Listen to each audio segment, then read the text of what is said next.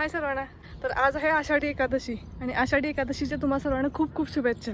तर जपानमध्ये तर विठ्ठल रुक्मिणीचं मंदिर नाही आहे, पण विष्णू अवतारी कृष्णाचं मंदिर म्हणजेच इस्कॉन टेम्पलला आम्ही आज चाललो आहोत. चला तुम्हाला पण घेऊन जाते मी. संध्याकाळचा व्ह्यू बघा आमच्या इथला.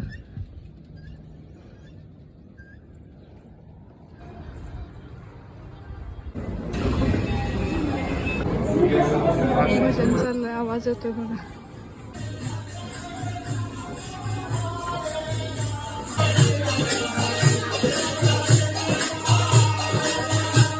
हरे राम राम राम हरे हरे